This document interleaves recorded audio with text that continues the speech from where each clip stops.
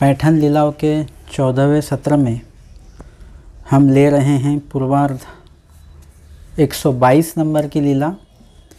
लीला का नाम है धाई सलदी लपवने। धाई मतलब धानाईसा, और ये जो धानाईसा है हमें पता है ये उमाईसा और सारंग पंडित इनकी लड़की है, छोटी सी है, और उन्हें यहाँ पर स्वामी जी का दर्शन होता है और किस तरह से उनको सन्निधान स्वामी जी का मिला है ये हम देख रहे हैं। पूर्वार्ध 122 नंबर की लीला। उमाई से धाकुटीची बीजवरासी दीधली। लीला है धाई सलदी, मतलब एक पेटी में उसको छुपाया गया है, रखा गया है। उमाईसा जो थे मतलब धानाईसा के माताजी और सारंग पंडित के पत्नी, तो ये जो उमाईसा है वो उम्र से छोटी है और बीजवरा से दिधली, मतलब सारंग पंडित उनसे उम्र में बड़े भी है और उनकी ये दूसरी शादी है, पहली पत्नी उनकी गुजर चुकी है। और बीजवर मतलब दूसरी शादी जिसने की हुई, मतलब दूसरी शादी ये उनकी है। और तयासी पहले लेकुरे झाले, और पहला ही उन्हें बच्चा हुआ है, मतलब ये धानाईसा जो है उन्हें पहले ही ये हुई है। तिये लाजती, और वो उम्र से छोटी होने के कारण, उमाईसा ये छोटी होने के कारण उन्हें थोड़ा सा मतलब शर्म जैसा महसूस होता था, उन्हें लाज आती थी। एक कुदी गोसावी सारंग पंडिताच्या आवारा बीजे केले। और एक दिन क्या हुआ, हमारे स्वामी जी सारंग पंडित जी के घर पर गए हुए हैं। उमाई से लेकुरु घेउनी बैसली होती, और उमाईसा जी उस धानाईसा को, छोटी सी धानाईसा है, नन्ही सी धानाईसा है, उन्हें वो अपने गोद में लेकर बैठे हुए थे।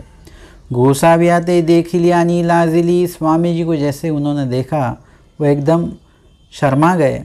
पुढ़ा सलदू होता, वहाँ पर छोटी सी पेटी थी। तेत धानाई से घातली वरी लुगड़े घातले, मतलब उसके ऊपर कोई झक्कन वगैरह नहीं है, सिर्फ पेटी जैसा है, और उसमें धानाईसा को रख दिया।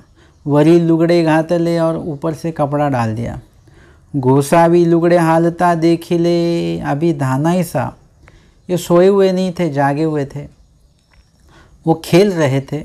वो नन्ही धानाईसा खेल रही थी, तो खेलते खेलते तो क्या हुआ कि उसके ऊपर जो उमाईसा ने कपड़ा डाला हुआ था वो कपड़ा हिलने लगा, और स्वामी जी वो लुगड़े हालता देख लिए, वो कपड़ा स्वामी जी ने हिलते हुए देखा हुआ है। मग पूछले बाई हे का ये हालत से। स्वामी जी जानबूझकर पूछते हैं कि भाई ये क्या, ये कपड़ा अपने आप कैसे हिल रहा है।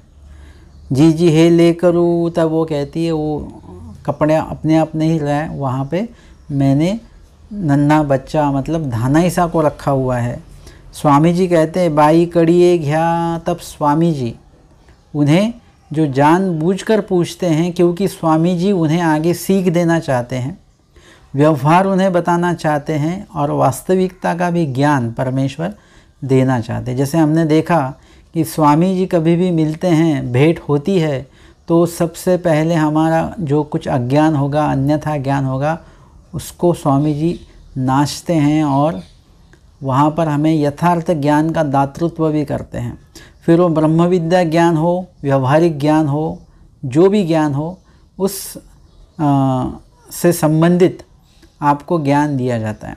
जैसे कोई मंदिर को, कोई पुराना मंदिर था, वो चूना और ईंट से बना हुआ था, तो फिर किसी को लगा अभी कुछ बहुत पुराना हो चुका है, तो नया अगर चूना अगर इसको लगाया जाए, तो इसके लिए उन्होंने क्या किया, नया चूना वगैरह बनाने वालों को बुलाया, वो सब शुरू था उनका। तब स्वामी जी वहाँ पर पहुँचे और स्वामी जी कहते हैं कि आप जो चूना निकालने वाले हो और जो नया वापस लगाने वाले हो दूसरा, तो जो निकाल रहे हो आप, निकालने वाले हो, ये चूना बहुत बढ़िया है, उत्तम है अभी भी, और जो आप बना रहे हो वो थोड़ा सा इसके सामने वो हल्का है एकदम। मतलब जो निकालने वाले हो मत निकालिए, यही अच्छा है। और अच्छा चूना कैसे बनाया जाता है वो स्वामी जी ने वहाँ पर निरूपण किया हुआ है। ऐसा बनता है कि अगर उसका थोड़ा सा निवाला असर सामने रख दिया जाए कुत्ते के, वो श्वान उसे दूध और दही और चावल समझ के उसको खाने के लिए सामने आ जाता है। इतना जो अच्छा चूना जो बनता है। तो स्वामी जी ने क्या किया, उन्हें चूना कैसे बनाना चाहिए इसका ज्ञान उन्हें करवाया। पाषाण जाति कैसी होती है इसका ज्ञान करवाया। घोड़ों की जाति कैसी होती है, कौन सा घोड़ा कैसे पहचाना जाता है, इसका भी स्वामी जी ने ज्ञान करवाया। मतलब स्वामी जी जीव में जो भी कुछ अज्ञान है उस अज्ञान को फेंकना चाहते हैं, अन्यथा ज्ञान को फेंकना चाहते हैं और यथार्थ ज्ञान दातृत्व करते हैं। यहाँ पर भी स्वामी जी ने धानाई सा जो है उनको रखा गया है, नीचे रखा गया है। हालांकि पहले वो गोद में थे, लेकिन स्वामी जी देखकर वो शर्मा गए उमाईसा जी, और उन्होंने उन्हें पेटी में रखकर ऊपर से कपड़ा डाल दिया। स्वामी जी कहते हैं, बाई कड़िए घ्या उसे अपने पास लो, याची अमृतकड़ा शोखती। मतलब माता जब छोटे नन्हे बच्चे को अपने पास लेती है तब माता का जो स्नेह बताया गया है वो कैसा है, मातेचे स्नेह ते नैसर्गिक, एकदम नेचुरल है। माता का अपने पुत्री के प्रति जो प्रेम है, जो भाव है, वो नेचुरल, उसमें कोई भी मिलावट नहीं है।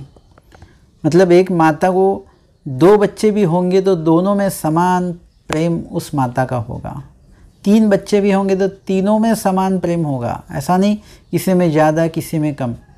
पिताजी का ऐसा हो सकता है लेकिन माता का ऐसा नहीं होता है। और इसीलिए जब माता बच्चे को अपने पास लेती है, गोदी में लेती है, तब माता के स्पर्श से, माता के गोद से उस बच्चे को एक प्रकार की एक एनर्जी मिलती रहती है, उसको ऊर्जा मिलते रहती है, शक्ति मिलते रहती है।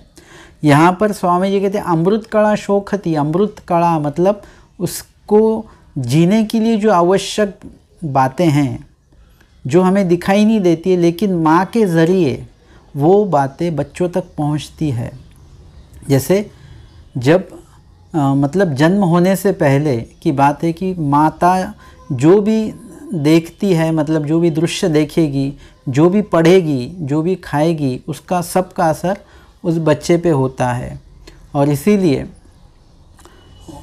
इस कार्यकाल में अगर लीला को ही पढ़ा जाए, स्मरण की जाए और एथीचा कथा वार्ता, भगवान के कथा वार्ता अगर हम करेंगे, धर्म वार्ता हम करेंगे, तो होने वाले बच्चे पर भी अच्छा असर होता है।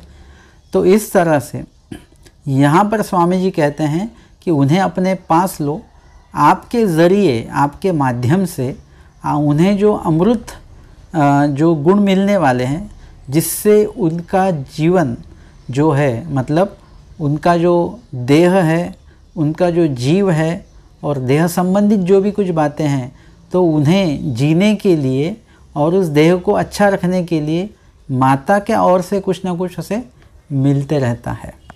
जैसे स्पर्श द्वारे देने आती, ये दृष्टांत है, और वहाँ से सामर्थ्य को दिया जाता है। वैसे ही माता तो सामर्थ्यवान नहीं है, मतलब ऐसे कोई चमत्कार वगैरह माता के पास नहीं, लेकिन उनमें नेचुरल शक्ति है माता में, जो अपने बच्चों को वो बातें मतलब उनको पता भी नहीं चलता है, वो बातें उनसे बच्चों में आ जाती है। और अमृत कड़ा शोखती, अगर आपने उन्हें दूर रखा तो वे उन्हें जीववीती जो शक्ति है, मतलब उनके जीव को प्रबल बनाने वाली जो शक्ति है, जो माता की ओर से बच्चे में जा रही है, वो शोखती, मतलब वो कार्य रुक जाएगा। और इसीलिए छोटा जो नन्हा बच्चा होता है वो कितना भी रोए, अगर कोई उन्हें छोटे बच्चे को कोई भी लेता है तो वो बच्चा रोते रहता है, दादी के पास जाएगा रोएगा, नानी के पास जाएगा, लेकिन उतने में अगर उसकी माता स्वयं अगर उसे लेती है तो बच्चा तुरंत चुप हो जाता है, क्योंकि माता का जो स्पर्श है, जो स्नेह है, जो प्यार है, वो एकदम नेचुरल है, और इसी के कारण बच्चा तुरंत शांत हो जाता है। और इसीलिए स्वामी जी कहते हैं कि नन्हे बच्चे को ऐसे नीचे नहीं रखना चाहिए, उसे अपने पास रखो।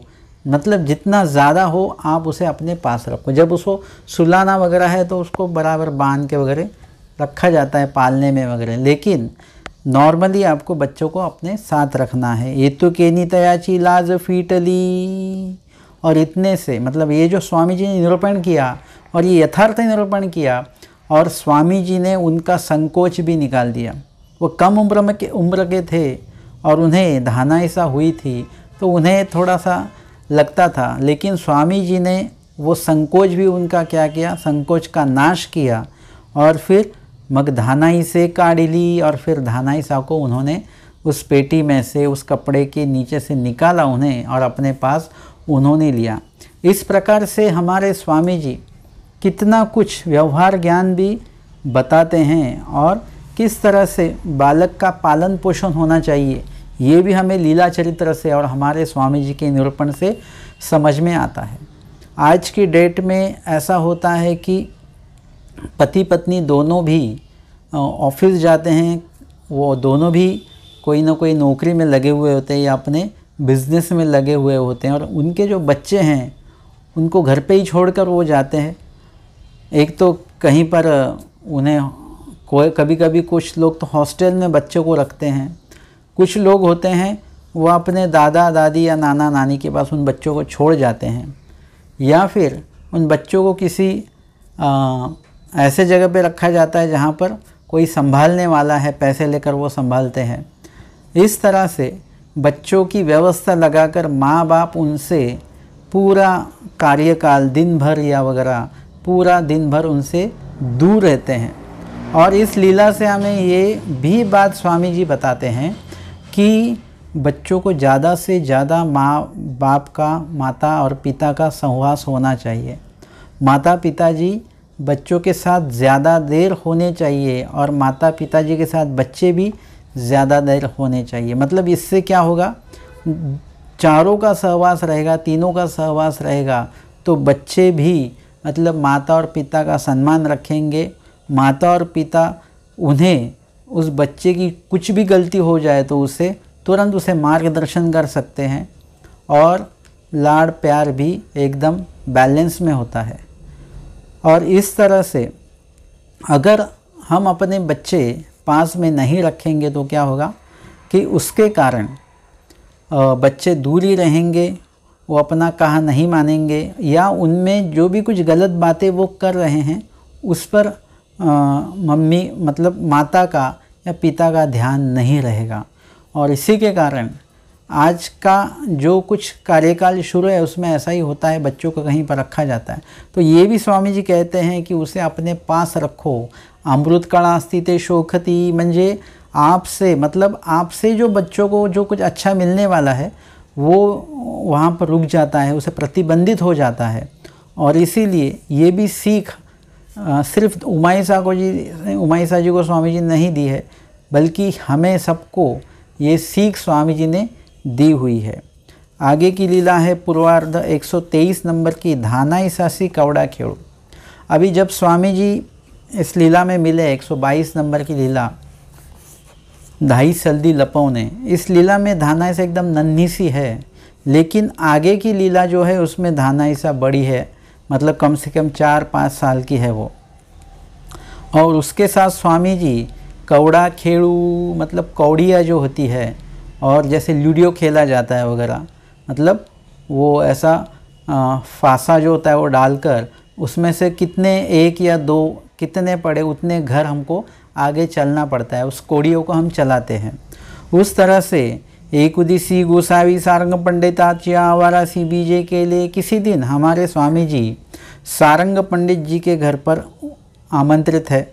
मग धानाईसे ओसरीवर कवड़ा खेळत होती, आणि धानाईसा उस ओसरीवर मतलब जो वहाँ का घर के बाहर का जो ऐसी जगह होती है जहाँ पर हमने शेड डाला हुआ है पतरे का, और उसे गैलरी हम कहेंगे। उस गैलरी में धानाईसा जो है कवड़ा खेलत होती, मतलब कौड़ियों से वो खेल रही थी।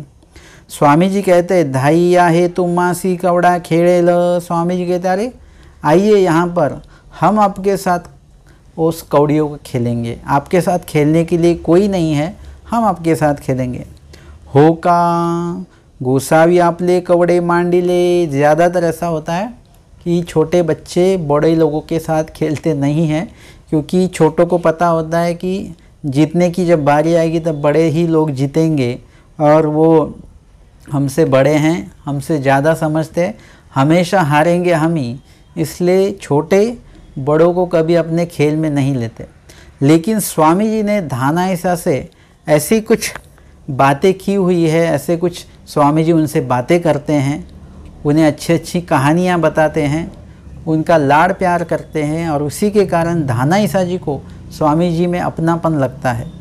और इसी के कारण एकदम छोटी सी नन्ही सी ये धानाइसा स्वामी जी को कहती है कि जी जी हो का, ठीक है, अगर आप मेरे साथ खेलना चाहते हैं तो अच्छी बात है, आप खेल सकते हैं मेरे साथ। गोसावी आपले कवड़े मांडिले। स्वामी जी ने अपनी कौड़ियाँ जो है वो एकदम बराबर वहाँ पर रखी हुई है। तीही आपले मांडिले, उन्होंने भी अपने कौड़ियाँ अपने बाजू में रखी हुई है। सर्वज्ञ मणितले।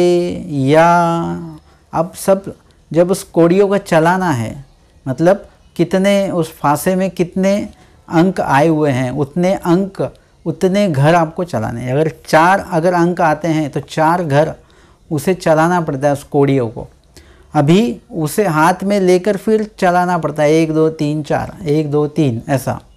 लेकिन यहाँ पर क्या हुआ है कि अभी स्वामी जी को अपनी जब कौड़ियाँ चलानी है तब स्वामी जी उस कौड़ियों से बात करते हैं और कौड़ियों को कहते हैं कि या आइए, मतलब 2 घर आइए, 3 घर आइए, 4 घर आइए, ऐसा स्वामी जी उस कौड़ियों को बोलते हैं। आणि गोसावियांचे कवड़े चालती। और क्या आश्चर्य, स्वामी जी की जो कौड़ियाँ है वो खुद ब खुद चलकर, जितना घर चलना है उतने घर चलकर वो बराबर वहाँ पे रुक जाती है। ये मतलब ये आश्चर्य की बात हो गई। तिये म्हणती या। अभी फिर धानाइसा जी की बारी है कौड़ियाँ चलाने की। तो फिर जैसे ही उनके या 2 या 3 कुछ तो फांसे में आ गए अंक, तो धानाइसा भी कहती है अपनी कौड़ियों से कि या, मतलब आप आइए, चलो 2 घर चलिए, 3 घर चलिए। परितयाचे कौड़े न चलती। लेकिन धानाइसा के जो कौड़ियाँ थी वो अपने आप नहीं चलती थी, लेकिन स्वामी जी की जो कौड़ियाँ थी वो अपने आप चलती थी। मग म्हणती आपण चालते कवडे घेतले, मज न चलते कवडे दिधले। फिर धानाइसा जी को लगा ये स्वामी जी ने क्या किया हुआ है, इनके पास जो कौड़ियाँ है वो चलने वाली कौड़ियाँ है, और मेरे को जो कौड़ियाँ उन्होंने दी वो बिना चलने वाली है। फिर उन्होंने क्या किया, धानाइसा ने विचार किया और फिर वो कहते हैं मनोनी पालटीती। उन्होंने क्या किया, स्वामी जी के चलने वाले कौड़ियाँ खुद उन्होंने लिए और अपनी जो न चलने वाली कौड़ियाँ थी वो स्वामी जी को उन्होंने दे दी। और फिर गोसावियांचे कवड़े आपने घेती। ऐसा बहुत बार हो चुका है, कभी मतलब एक बार नहीं हुआ है, 2-3 बार उन्होंने कौड़ियों को क्या हुआ, बदली किया है। आपले गोसाव्यांसे देती माँ मागवते तैसेची केले। फिर वैसा ही किया, ऐसा 2-3 बार हुआ। फिर बदलने के बाद भी स्वामी जी से जो उन्होंने जो कौड़ियाँ ली वो चलती नहीं थी, जो स्वामी जी के पास में कौड़ियाँ थी वही चलती थी। मतलब यहाँ पर स्वामी जी के पास जो है, नज़दीक जो है, उसका ही भला होने वाला है। जो स्वामी जी से दूर हो जाएगा उसका जो चलना है, मतलब उसकी जो प्रतिकारणता जो उनकी चलती है वो रुकने वाली है। अगर आप जीव के पास जाओगे तो आपकी प्रतिकारणता, गुण की जो प्रतिकारणता, योग्यता, अधिकार, कणाव, ये रुक जाएंगे। लेकिन अगर आप परमेश्वर जी के पास जाओगे तो आपकी योग्यता, अधिकार, कणाव ये बढ़ते रहेंगे, चलते रहेंगे। जैसे देखा जाए तो जीव भी एक प्रकार से सजीव है, मतलब हम में जीव है, लेकिन फिर भी एक प्रकार से देखा जाए तो हम भी कैसे जड़ है, सजीव होकर भी हम जड़ है। मतलब जैसे झाड़ है, झाड़ सजीव है मतलब चेतन है, लेकिन उसमें जीव है, लेकिन वो चल फिर नहीं सकता। अगर उसको कोई यहाँ से वहाँ, वहाँ से यहाँ लेकर जाए तो उसका चलना फिरना होगा। लेकिन वो खुद ब खुद कहीं जा नहीं सकता है। वैसे ही हम सब जीव तब में जब थे तब हम जड़ जैसे ही थे, हम कहीं पर भी आ जा नहीं सकते थे, लेकिन भगवान का मनोधर्म था इसलिए हम चलने लगे, हमें मनुष्य देह मिला, हम चलने लगे। अब तब जाके ये कौड़ियों के रूप में अगर हम आप खुद को देखेंगे तो जब तक आप भगवान के साथ हो, भगवान आपके साथ है, तब तक ही आपकी योग्यता अधिकार सब चलने वाला है। अभी भी असन्निधान है, भगवान आपके सामने नहीं, पास नहीं, आप भगवान के पास नहीं, साथ में नहीं, लेकिन फिर भी आज के डेट में भी अगर भगवान का कोई भी वचन लेकर आप आचरण करने जाते हो तो आपको उस वचन आचरण का गोमटा जितना लगना चाहिए उतना लगता है। आपकी योग्यता अधिकार कणों बढ़ते रहते हैं।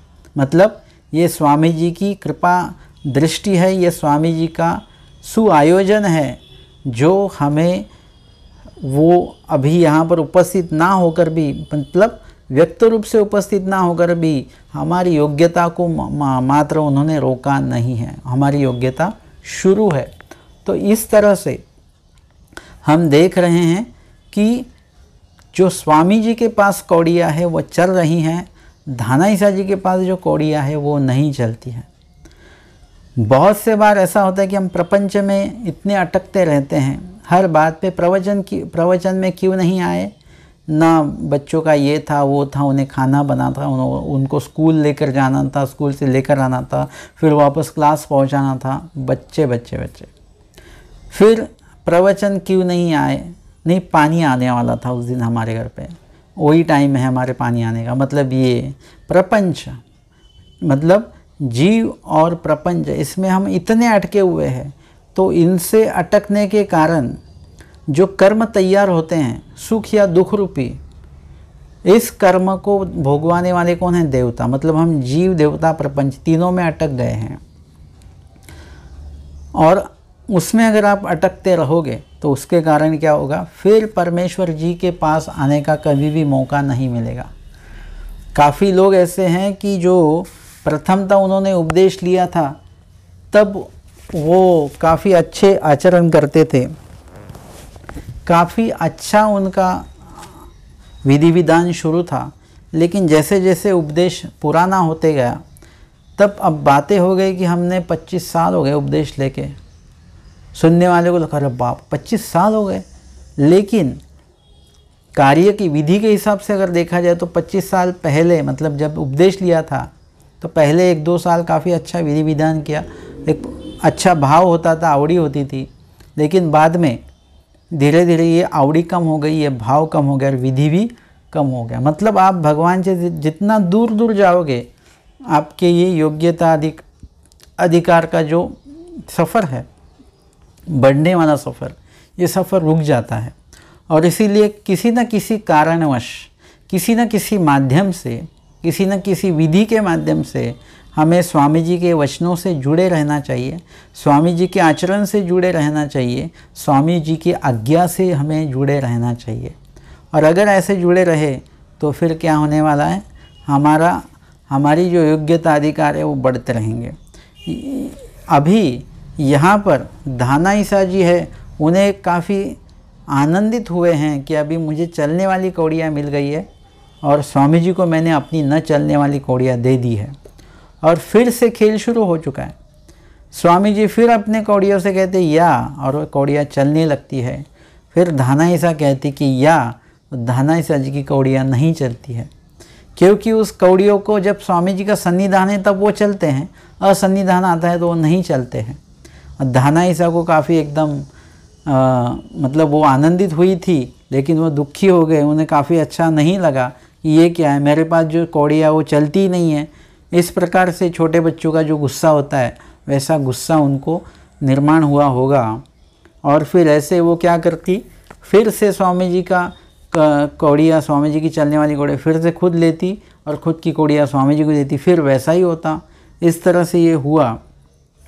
मागोते गोसावी यांचे कवडे चालिती तयाचे न सरती, ऐसे गोसावी वेळा तिनी केले। 3 बार उन्होंने स्वामी जी की कौड़ियाँ खुद ली, खुद की स्वामी जी को दी, 1 बार 2 बार 3 बार ऐसा हुआ। तो इस प्रकार से हमारे स्वामी जी धानाईसा जी के साथ इस प्रकार से छोटी सी नन्ही सी धानाईसा उनके साथ ऐसा खेल यहाँ पर स्वीकारते हैं। आगे की लीला है पूर्वार्ध 124 नंबर की तथा आख्यायिका श्रवण। धानाईसा जी को स्वामी जी ने एक कहानी बताई हुई है। आख्यायिका मतलब कहानी, और वो उन्होंने श्रवण मतलब उन्होंने सुनी है। कौन सी कहानी बताई, क्यों बताई, ये हम देखेंगे। एकुदी गोसावी सारंग पंडिताच्या आवारासी बीजे के लिए। किसी दिन स्वामी जी सारंग पंडित जी के यहाँ भोजन के लिए उपस्थित हुए हैं, बीजे करते हैं। गोसाव्यांसी ओलनी देव आदरली, और स्वामी जी को उन्होंने ओलनी मतलब स्नान के पहले जो वस्त्र पहना जाता है वो उन्हें दिया। आणि धानाईसी गोसाव्यांची श्रीमूर्ति उगड़ी देखिली।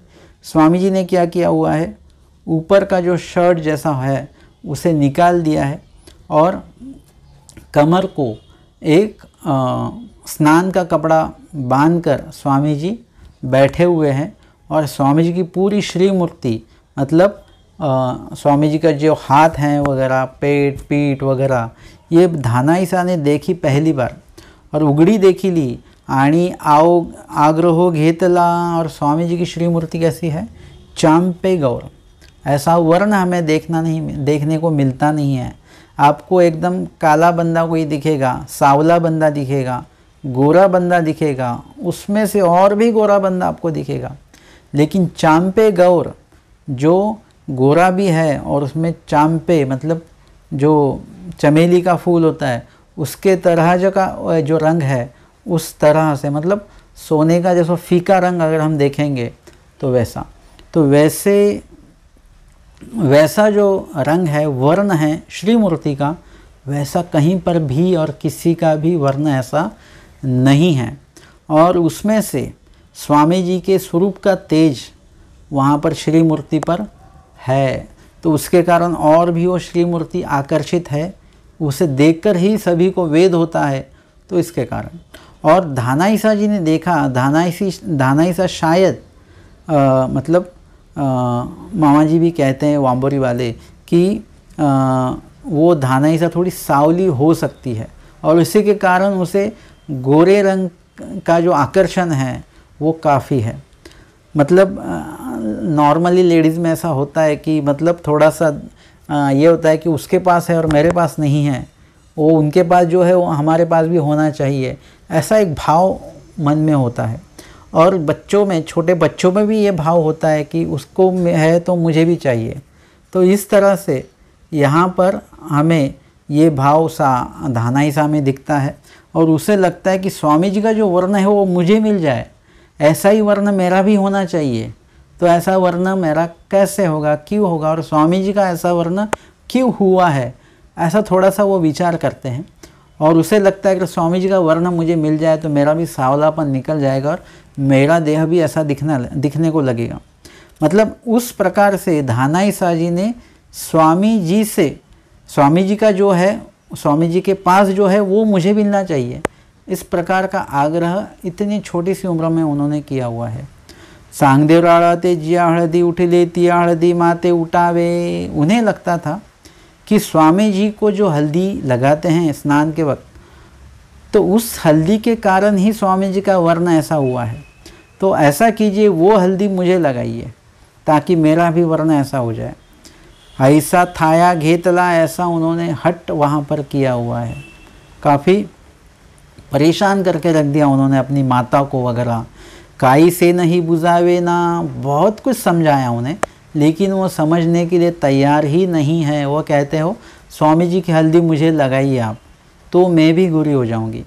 त्यासी काही मणिये करू ने दीती। उमाईसा को कुछ भी वहाँ पे जो उन्हें काम करना था, खाना बनाना था वगैरह, वो कुछ भी काम वो करने नहीं दे रही थी धानाईसा। उमाईसा धाकुटीयेची प्रवाही लेकरू झाले म्हणून ती एक खेळू संकती। और उमाईसा एक छोटी उम्र में ही वो मतलब माँ बन चुके हैं, तो उन्हें बच्चों को कैसा उसे खेलना या फिर उनको शांत करना है या उनको समझाना है, ये सब बातें करते हुए उन्हें काफ़ी संकोच लगता था और वो समझा भी नहीं सकती, बच्चों को चुप भी नहीं करा सकती थी। गोसावी ते थे बीजे के लिए, और स्वामी जी धानाईसा जी के पास गए।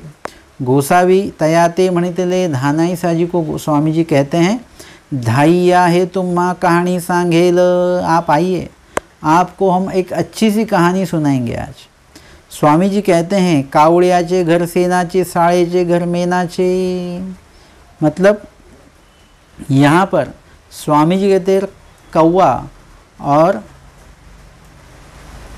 साळेचे घर मेनाचे, मतलब जो चिड़िया होती है और कौवा होता है, तो दोनों के बारे में स्वामी जी बताते हैं कि जो कौवा है उसका घर गोबर का है और जो चिड़िया है उसका घर मेणाचे, मतलब मोमबत्ती होती नहीं, मोम का उसका घर है। तो पाऊस पड़े और जब बारिश होती है तो कावड़ियाचे घर वाद जाए, साळेचे घर उड़े। और जब बारिश होती है तो कौवे का घर गोबर का होने के कारण वो बह जाता है, लेकिन चींटी का ये जो चिड़िया है उसका घर मोम का होने के कारण वो बहता नहीं है, वो रहता है। साळे आपल्या घरांतून इगोनी म्हणे, और फिर वो चिड़िया अपने घर पर अंदर जाकर उस कौवे से कहती है, कावड़िया कावड़िया कानू की डोळा, ऐसे 3 वेळा उच्चारिले मग तो थाया विसरली। और फिर ये कहानी इस प्रकार से है कि चिड़िया उसे हमेशा कहती है कि तू मोम का घर बना। वो कहता नहीं, यही अच्छा घर है, सस्ते में बन जाता है, मोम बहुत महंगा है उसका घर। लेकिन क्या होता है कि जब बारिश आती है तब उसका घर बह जाता है, चिड़िया का रहता है। तब चिड़िया उसे पूछती है, कावड़िया कावड़िया कानू की डोळा, मतलब कान से सुना था वो सही था या आँखों से देख रहा है वो सही है। उसे लगता था कि नहीं, गोबर का घर अच्छा होता था, ऐसा उसने सुना था, लेकिन अभी आँखों से जो देख रहा है तो तेरा घर क्या हुआ है, बह चुका है इस बारिश में। तो ऐसे चिड़िया जो है उसे बोध करवाती है और कहती है कि गोबर का घर होने के कारण ये बह गया है। इस तरह से हमारा जो घर है वो, अगर हमारा प्रपंच का घर होगा, अगर हमारा गोबर का घर होगा, जूने काल में मिट्टी और गोबर का घर होता था, वो ऐसा कुछ बारिश वगैरह कुछ हो जाए, बाढ़ आ जाए तो बह जाएगा वो। फिर उससे अच्छा घर बनाने लगे, मतलब सीमेंट का घर बनाने लगे, वो बाढ़ में वगैरह बह कर नहीं जाता है, लेकिन अगर भूकंप आ जाए तो टूट सकता है वो। इसलिए अच्छा बिल्डिंग में आपने बनाया, कुछ बंगलो बनाया, लेकिन वो भी क्या हो सकता है, वो भी अगर भूकंप आ जाए तो वो गिर सकता है। मतलब हम जो घर बनाते हैं वो नाशीवंत घर होता है, नाशवान घर होता है, शाश्वत घर नहीं होता है। कुछ उसके हर घर की एक गारंटी होती है, 25 साल 30 साल, उसके बाद में उस घर का रिनोवेशन करना पड़ता है। लेकिन अगर हम भगवान के घर पर अगर जाते हैं, भगवान कहाँ रहते हैं, भगवान अपने स्वरूप में स्थित आनंद मग्न है, वहाँ पर अपना ही आनंद भगवान लेकर वहाँ पे आनंद में रममाण है। अगर हम भी अगर वहाँ पर जाते हैं, भगवान के घर अगर जाते हैं, अभी किसी को पता भगवान के घर जाना तो लोग डर जाते हैं कि मृत्यु आना मतलब घर, भगवान के घर जाना मतलब मृत्यु आना, लेकिन हमें तो मृत्यु आनी ही चाहिए। स्वामी जी कहते हैं, आता मरा तरी सांग, अभी मरिए ताकि आप भगवान के घर जाओगे, मतलब स्वरूप में जाओगे। भगवान के घर मतलब सिर्फ मर के दूसरे देह में जाना नहीं है, बल्कि स्वरूप में पावन होने वाले हो आप। और इसी के कारण आपको अभी मृत्यु हमारी होनी चाहिए। संसार में जिंदा रहिए आप, सबको जीवित देखेंगे आप, सभी फंक्शन में आप भाग ले रहे हो, हंस रहे हो, सभी गहने पहन रहे हो, अच्छे अच्छे कपड़े, लेकिन फिर भी आप अंदर से मरे हुए हो। आप भगवान के लिए आपने समर्पित कर दिया है, दिखावा सिर्फ लोगों के लिए है, लोगों को दिखाना है। बस हम गहने पहन रहे हैं, अच्छे कपड़े पहनते हैं, फैशन करते हैं, लेकिन अंदर से आप वैरागी है। बाहर से आप विकार दिखा रहे हैं, लेकिन अंदर से वो विकार नहीं है। अंदर से वो पूरा जो विकार है वो ऊर्ध्व विकार हो गया और वो भगवान को आपने समर्पित कर दिया। और इसी तरह से आपको अगर ऐसा रहेंगे आप, तो क्या होगा, हम भगवान के घर में ही जाएंगे, सीधा जाएंगे। और इसी के कारण हमें भगवान क्या कहते हैं, इस माध्यम से हमें भगवान ये भी सीख देते हैं कि अगर आपका घर ऐसा होगा, नाशीवंत होगा, उस घर का कुछ उपयोग नहीं है, कभी ना कभी आपको धोखा देकर जाएगा। जैसे वहाँ से जो सुनामी लहर आई थी तो कितने तो बंगलोज वगैरह या बड़े बड़े बिल्डिंग भी उसमें गिर गए, काफ़ी नुकसान हो गया, अच्छी अच्छी गाड़ियाँ उसमें चलेगी, सब नाशवंत है। लेकिन जो कणव है, कणव ऐसी बात है, अधिकार ऐसा है या योग्यता ऐसी बात है कि जो कभी भी आप कितने भी बाहर में बह जाए, कुछ भी हो जाए, लेकिन वो उसका नाश नहीं होगा, वो ऐसे के ऐसे रहती है। इसी तरह से जो नाशवंत नहीं है वो घर हमें चाहिए, जो शाश्वत घर है वो हमें चाहिए, जहाँ से हमें कोई निकाले ना, कभी हम वहाँ से निकले ना और निकलने का मन भी ना हो, आनंद में रहे। ऐसा है भगवान का स्वरूप, भगवान के स्वरूप की प्राप्ति, आनंद की प्राप्ति। तो इस तरह से स्वामी जी ने 3 बार उन्हें ये कहानी, और कहानी का जो एंडिंग है, कानू को डोड़ा कानी को डोड़ा, मतलब कान या आँखें, कान या आँखें, ऐसे स्वामी जी ने कुछ हाथों से अनुकार किया हुआ है। और वो अनुकार ऐसा था कि उस अनुकार को देखते देखते ही धानाई सा जो थी, मग तो थाया विसरली, वो जो उन्होंने हट लिया था, वो जो उन्होंने वो ये कर रहे थे कि मुझे वो हल्दी चाहिए ही, वो ठाया मतलब वो हट, वो भूल गए। इस तरह से धानाईसा जी को स्वामी जी ने क्या किया हुआ है, एक छोटी सी कहानी बताकर उन्हें शांत करवाया है। इस प्रकार से आज के इस पैठन लीलाओं के 14वें सत्र में हमने 3 लीलाएँ ली। पूर्वार्ध 122 नंबर की धाई सल्ली लपवने, पूर्वार्ध 123 नंबर की धानाईसासी कवड़ा खेड़ू, और पूर्वार्ध 124 नंबर की कथा आख्यायिका श्रवण। दंडवत हो।